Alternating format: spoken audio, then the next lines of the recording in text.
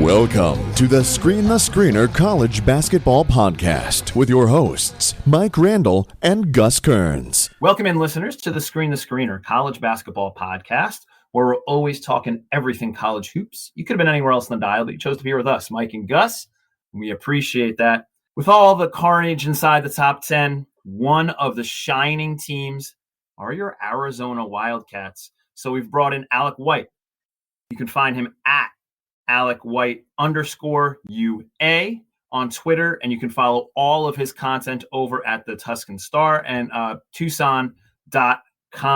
Alec, thank you so much for joining the podcast. And how's everything going?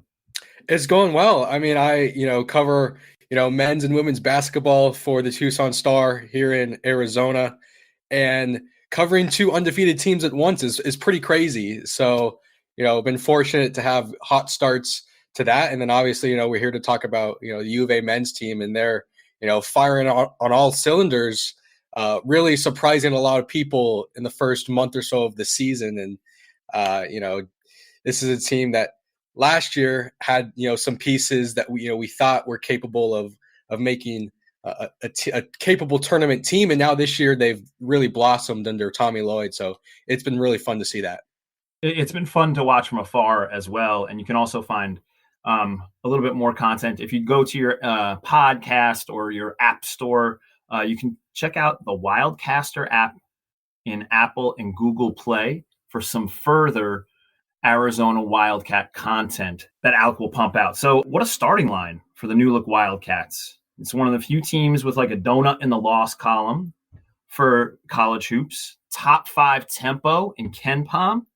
You have NBA-ish talent on many different places all over the court, and possibly the finest coaching hire during this past offseason.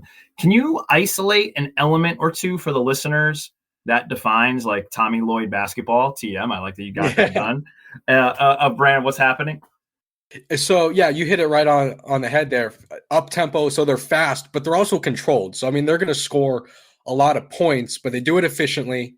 They lead right now, as we're talking on here on Monday. They still lead the country in points per game at over 90 points. But the key ingredient is that they're better statistically from an efficiency standpoint on defense than they are on offense. Like you mentioned KenPom, they're number 8 in KenPom on defense and number 16 on offense. And everyone's going to give a lot of love to their scoring and Ben Mathurin and Tubelis. But it's really been the defense that's really carried this team. Christian Coloco, the center, he's a shot-blocking monster. And then Tommy Lloyd defensively just throwing a lot of different looks at teams, especially in that Illinois game in the second half. They were throwing press. They were throwing some zone, some three-quarters press, up the court, giving the Illini different looks. So fast but controlled, because they are going to score a lot of points, but they get back on defense and make it really hard for you to score on the other end. And traditionally, that's been an impossible balance for college teams to strike. And it seems like, your Wildcats, and we can take a look at maybe Alabama is also doing something similar where they play at a little bit quicker pace and will also get back and defend at a high rate, similar to your Wildcats. So the balance that your team owns, like you illustrated, is a thing that makes Final Four teams, just to put it bluntly. All right, and you mentioned Mathurin. I mean, let's just do a quick scout. I feel like that NBA Twitter has a couple of crushes, maybe like Teron Armstrong from Cal Baptist or Bouye from San Francisco. And, of course, Ben Mathurin. He's 6'6" wing. He's playing totally at an All-American level. What are some of the areas of Mathurin's game that has blossomed this season that's allowed him to find so much success? Well, he's become a complete player under Tommy Lloyd, and he's dangerous shooting the ball in all areas on the court. He's freakishly athletic, and we saw that his freshman year last year. It was just a matter of, can he put the tools together to become a scoring threat from 3 different spots on the court? The 3-point line, can he develop a mid-range, and can he be physical enough to go up to the rim, handle contact, and finish? And he's really answered the bell at all 3 areas. He's shooting over 40% from 3. He's scoring over 18 points a game. He's had 30 averaging 27 points over his last 3 games, including 30 against Illinois. So he's really taken the next step in what you want to see from a sophomore and has become a player in college basketball that can take over a game at any time. And that's what he did in the win against Illinois. It's what he did. A lot of people didn't see the Wyoming game because it was on Pac-12 Network, but Right. he did the same thing against Wyoming, is that he just, sort of said, hey, Wyoming wasn't guarding the 3-point line as heavily, as maybe some other opponents that Arizona's faced. And so he's, confident enough shooting from there. And he had 5 3-pointers against Illinois on Saturday. So he's become a guy that, he can hurt you anytime he touches the ball. And that's really what's made him such a special player this year. And just to circle back to that Wyoming game, we were lucky enough to talk to Ryan Thornburn about that Wyoming team, and they were undefeated coming in, and, they were number 12 in the net. And that score just looked silly. And, what Mathurin was doing on the offensive end in that particular game also looked like completely out of place in a good way, in the best way possible. And I don't think it should be any surprise that under Tommy Lloyd, you've had Mathurin take this next step and Tubelis take this next step, because at Gonzaga, that's exactly what they thrive on, is player development, so much so that they have their own players. If you just go back to like Kelly Olynyk, take a redshirt year so they can develop and they can get better at those skills. So I think it makes kind of perfect sense. And really, I think the calculus adds up if these guys are going to take a big jump in year one under Coach Tommy Lloyd. And you mentioned Tubelis too, 6'11" soph. He seems like the perfect complement to Mathurin. His true shooting percentage is 63%. He owns a little bit of craft inside those tight spaces in the lane. He can even stretch the floor a bit. What helps make Tubelis so special and such a good fit with what Coach Lloyd wants to do on the offensive end? Well, what's crazy about Tubelis is, you threw out all those numbers. I still don't think we're seeing the best basketball from him. I agree. This season. The trait that I think makes him stand out is he just has such a high basketball IQ as a big man, because he can be on, pick and roll. It can be on, screens. He can be down low. They've run a high-low, him passing to Koloko on the block. He's a guy that knows how to find the open man and knows when the appropriate time for him to take over and shoot the ball, and knows when the best time is to get it, on the low post and then dish it out for maybe, an open three. He's got, for a 6'10" guy, he can take you at the 3-point line and drive to the hoop. You can probably count on one hand the amount of guys in college basketball that are 6'10" and can drive to the hoop from three. So he's really special in that area athletically, and being able to have, the hands. I guess you would call them soft hands, not butter hands, but, being able to control passes, being able to dribble.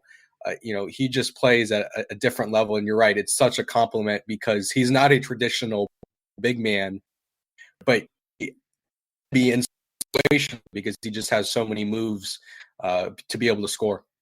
And you highlighted perfectly that big to big passing when you mentioned it could be to Koloko down low, or maybe it follows in down low. That's always been a staple of some of the successful teams they've had at Gonzaga, like Karnowski, even though he was a big monster in the middle, always good passer. Sabonis, obviously. Yeah. Oh, yeah. I love the beard, of course. Sabonis has turned into a triple-double player inside the NBA. So that big-to-big passing has always been really valued. So, I think it makes sense that has also migrated over to Arizona. And I think the one thing I was wondering about was who's going to run things, right? Because another part of Gonzaga's great successes, they always had like a trusted point guard and sometimes even 2 ball handlers. And it turns out that like my answer to that question is a little bit complicated, because you have Kerr Kriisa, who is doing great things. And if anybody who watched that Illinois game sees what he's capable of. And then you have Dalen Terry, who also shares the ball as a wing, maybe as well as any wing in the nation. It seems like the Wildcats are in good hands with these 2 sophomores, right? Yeah, well, Dalen Terry, a lot of eyes were on that Illinois game, as you mentioned. He didn't have a great game because he was in foul trouble early on, and then they had to sub in Pella Larson. And so people might have watched that Illinois game and not seen what Dalen Terry has been producing the previous 8 games of the year. Him and Kerr had the highest assist to turnover ratio of two, starting guards in the country. So they've been operating at a really high level, playing unselfish basketball. And Kerr is such a funny guy to watch. Your West Coast fans, if they watch Pac-12 basketball, when conference season starts and, watch it through, Kriisa might be on the short list of guys that become the most hated by opponents, because he just has that style of play. He dances around, he'll jaw at you, but then he'll come down on the other end and hit a three in your face, and do that. He plays aggressive basketball, but he also, he's still learning on when the right time is to push the buttons and when times, are not the right time. And the first half, he was bad against the Illini. And then he got going in the second half. And so he's the guy that can make Arizona go from a top 15 level team to a top 5 level team in the way that he distributes the basketball to the other players, help create open opportunities for Mathurin, maybe suck in the defense to the 3-point line to free up Koloko and Tubelis. And he's still finding his, rhythm shooting. So Kerr is a guy. He was named after Steve Kerr, which it's pretty cool. Yes. So, and he wears number 25 like Kerr also did when he played for the Wildcats. So he's a fan favorite for sure. He's a favorite of ours over here on the East Coast, and we attempt to stay up late, and deprive our sleep patterns to make sure we get all these high level teams out on the West Coast and in mountain time zones. And you mentioned we might be missing something. So is there anybody else that are us East Coasters or just basketball fans in general are missing with the Wildcats that need highlight or need some shine here? Well, we touched on Koloko a bit, but he's probably the guy that when you first saw him as a freshman or a high school recruit, you're like, where is he going to be maybe his junior, senior year? Can he take that development as a basketball player? Because he wasn't built enough as a 5, as a center to handle the physicality of college basketball. And he stood his own against Kofi Cockburn. Yeah. Like a lot of people were expecting him, when the season started, when we saw Michigan with Hunter Dickinson and Illinois with Kofi, that he was just going to get run over, but he outshined Dickinson by a mile in the Michigan game. And then, it was pretty even between him and Cockburn, on Saturday, and he did a lot. He was shot blocking. So he's somebody on Arizona that really has taken the next step, a lot like Mathurin, in a way that he's come so far from his development where he was when he first got on campus. He is much stronger. He is much bigger, and he, has a much higher basketball IQ of understanding his role. And then the other guy is Pella Larson, the Utah guard transfer that I mentioned, along with Kerr. He was Utah's best perimeter shooter last year, transferred to the Wildcats in the offseason, then broke his foot during offseason workouts. So he didn't train with the team in fall practices leading up to the season. He got cleared to play right before they started the regular season. And he's still working his way back and finding his role with the team. And I think once he develops, his shot, gets a little bit more confident, and is able to build up his endurance, that he's going to be a player off the bench that becomes a 3-point specialist for Arizona. And he defends well too. He's a lot like Kerr, where he's not afraid to take charges in the lane. So, I think once Pella is able to come along a little bit further, he's going to be that next piece off the bench where he's going to be really tough to stop. And that might be the missing part to the Wildcat equation on offense, is having that low, reliable floor spacer that's going to create those opportunities, like you mentioned, inside. And, Koloko has turned into one of the best shot blockers in the nation. I mean, I think he's averaging over 3 blocks a game, and he definitely defers and deters a whole bunch of other shots along the way. So his development, you're right, is underrated, but I think more on the defensive side. And you mentioned the Michigan game. We talked a little bit about Wyoming. EK is an absolute, nightmare inside. He is a load. And you mentioned it, and we talked about Illinois. So the vibe is real here, and the success is real. So you have Tennessee, UCLA, and USC awaiting, who are all ranked. So is this success sustainable moving into Pac-12 play, where the scout is out and the word is out? So everything's going to be a little bit better scouted out. Is it going to be sustainable? It's sustainable, but they're not going to remain undefeated. They're not going to. They'll lose. I mean, obviously, a couple games, but I really believe that they can push UCLA to be, the winner of the Pac-12. I don't know if that means that they're going to be, in the same conversation as a Gonzaga or a Baylor or a Duke come tournament time. I think Arizona has top 10 capability to be there this year, but I don't know if it's, this current state is going to be carried all the way through. They're going to be high scoring and dominant, but like you said, as the scout gets out more. But the thing with the Pac-12 is, Arizona, if they beat, you mentioned Tennessee, USC, and UCLA, if they win one of those and then enter January with maybe one or two losses, the Pac-12 is really like, it's Arizona, USC, UCLA. I mean, when we thought in preseason, we thought Oregon was going to be there. We thought Washington State was going to be there. Maybe ASU, if Bobby Hurley was able to get, some of the transfers that he got and freshmen that he got playing at a higher level. That's not the case. Oregon is a mess. Oregon State, we thought maybe after their tournament run that was going to be, they were going to be a team to reckon with. They've fallen off the map. Washington's not good.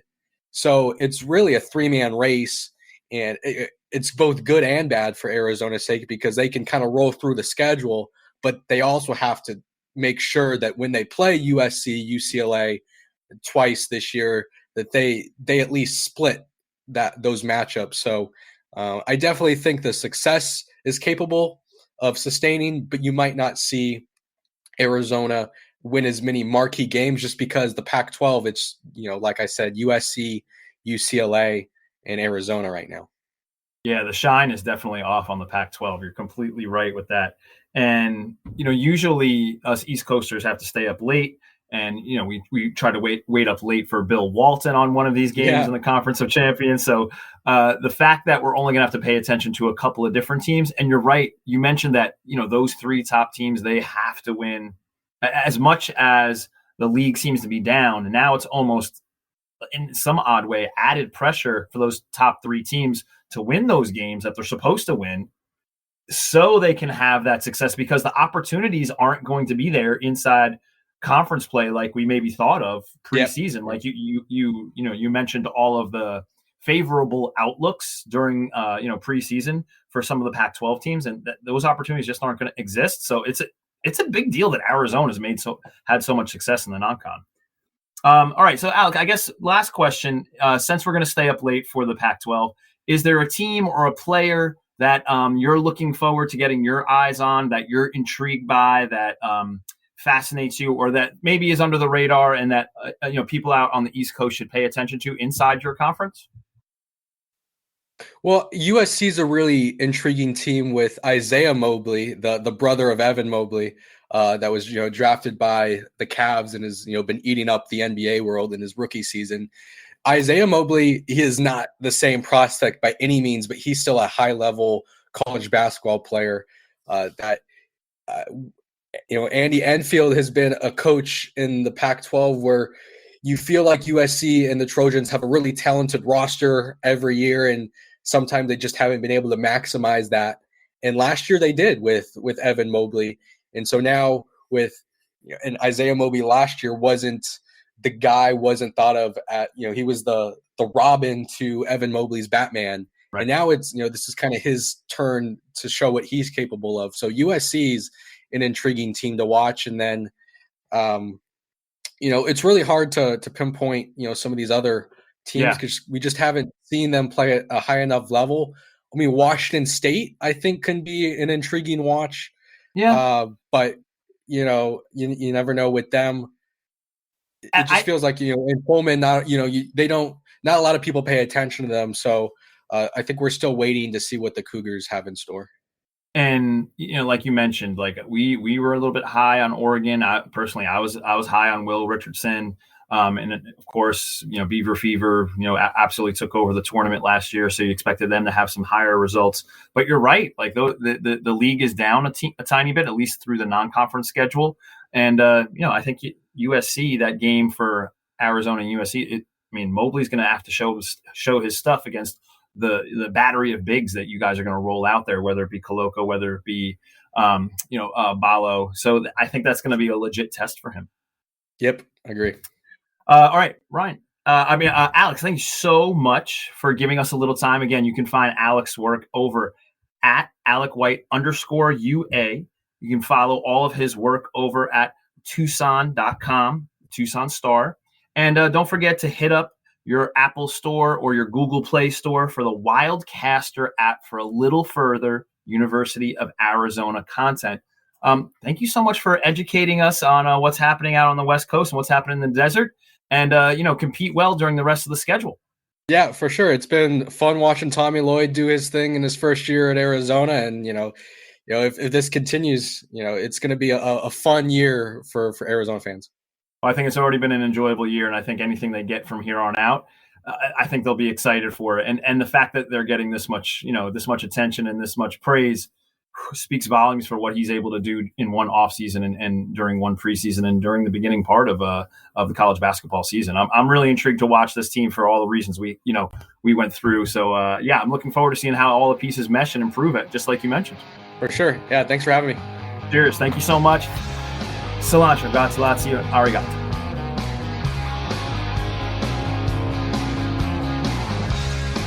I'm addicted to the appetite. It's a seed in the